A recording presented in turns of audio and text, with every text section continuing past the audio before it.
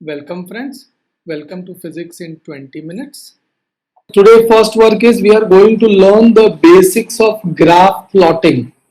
So you have done quite a lot of graph plotting in your 11th and 12th, but we are going to revisit on some of the basic points.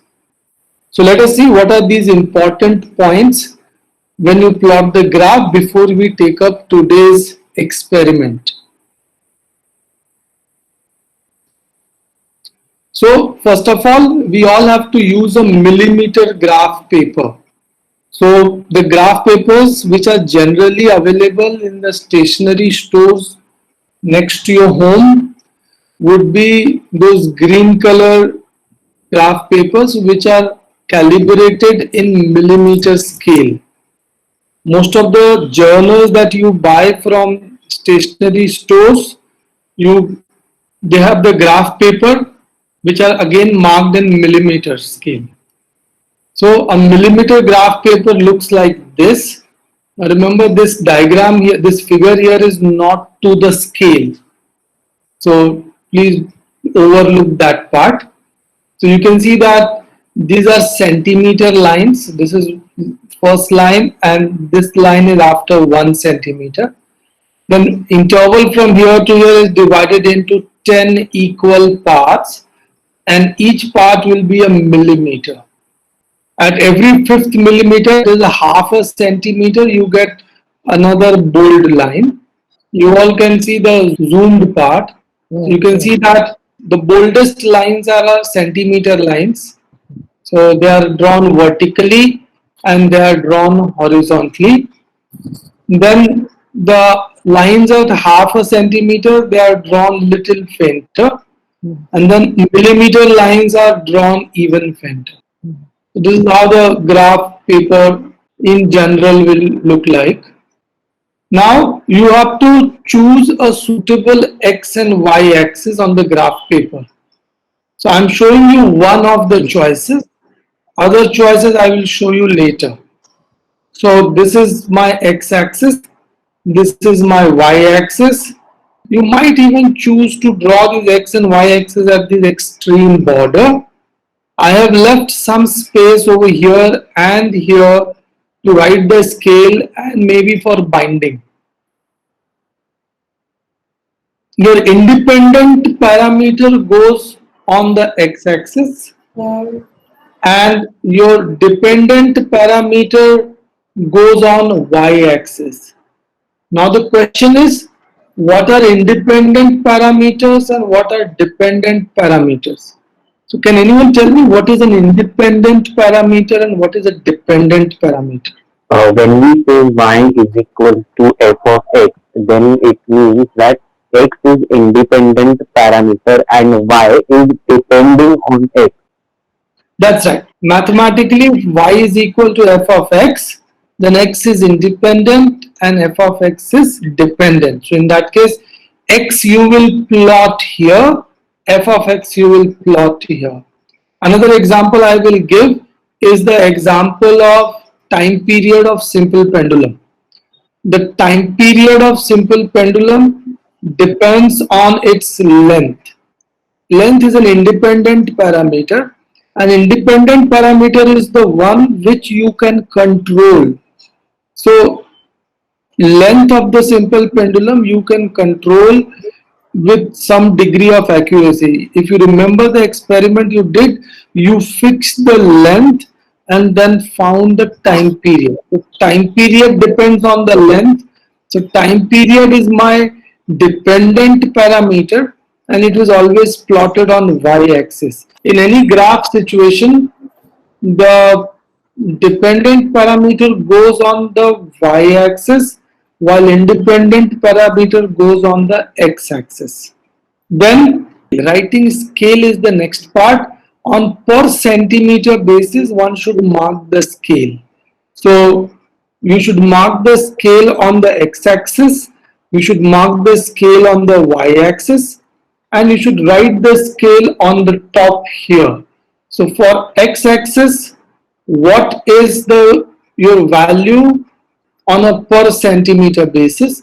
What is your value on y-axis? on a per centimeter basis. Also mark the origin. Origin need not always be 0, 0. So some of the experiments you may expect the origin to be 0, 0, but in some other experiment it may not be. So be careful. Also choose the origin x-axis and y-axis such that your data points are well spread on the graph.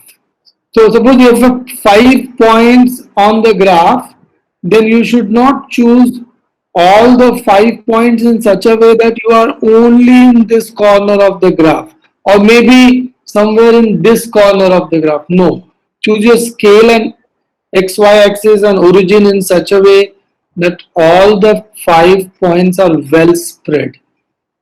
When you are plotting the points, use dot and circle representation for data points. So any data point that you are plotting, for example, I've shown here, use dot and circle. So dot is the exact position of the data point, but dot is not seen sometimes. So you can always make a circle around it. So this way you plot your points. Draw best fit line. What is a best fit line? A best fit line is one which goes through the mean of all the points. Many of you must have heard that the line must go through maximum number of points. Please avoid that notion.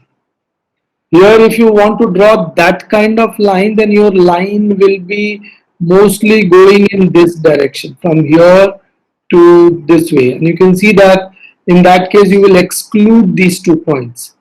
So we don't look for the line that goes through maximum number of points, but we go through the line which is going through the mean of all the points.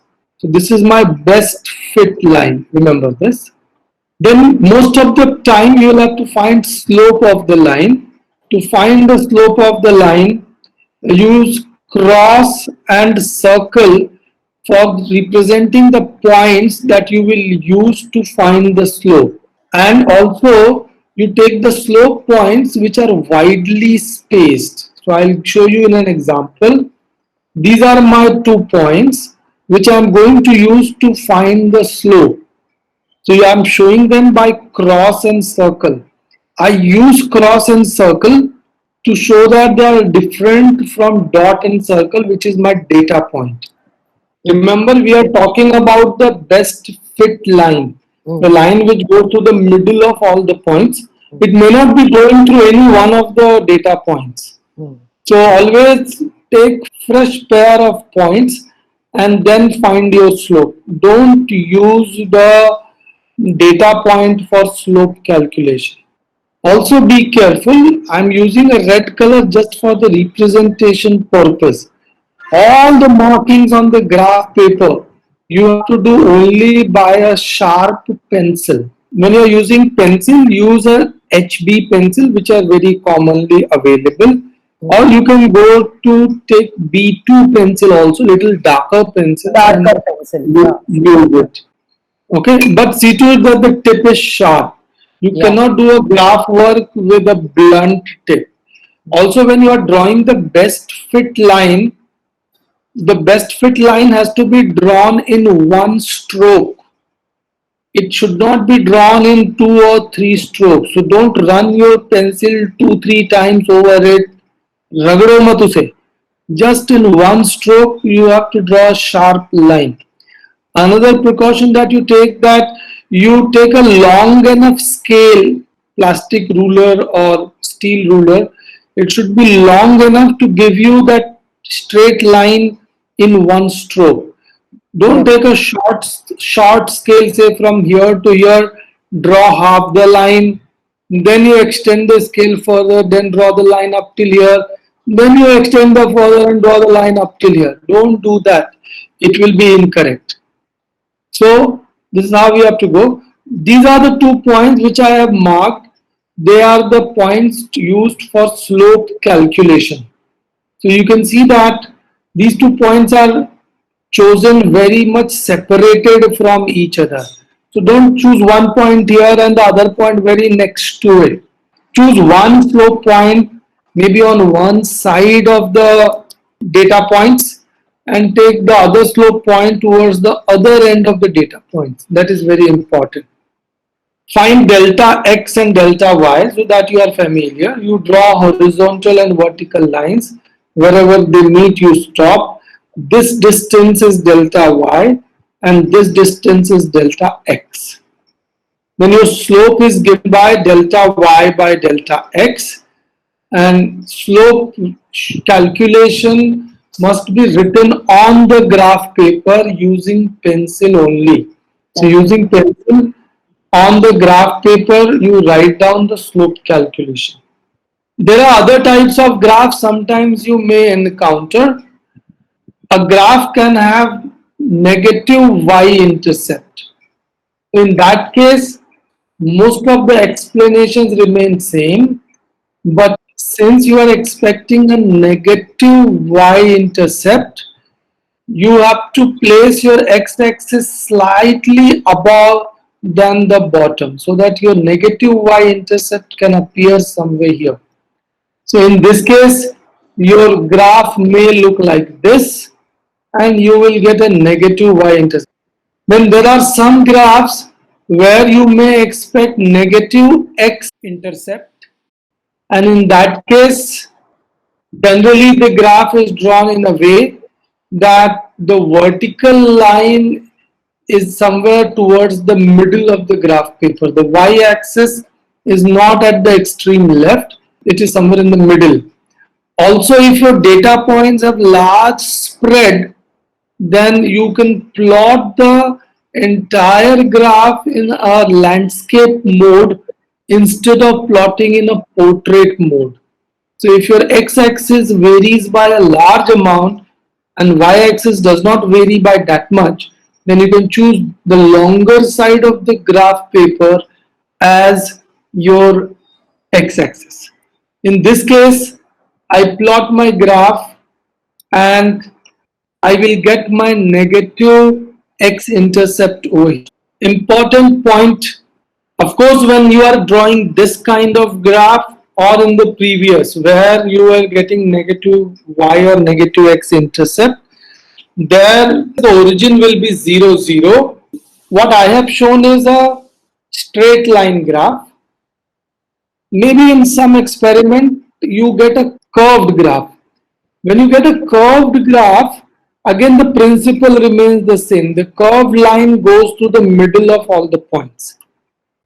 In the higher classes, you will learn the logarithmic scales and you will also learn the polar graphs, etc. Right now we are only doing this much. We can stop here. Thank you.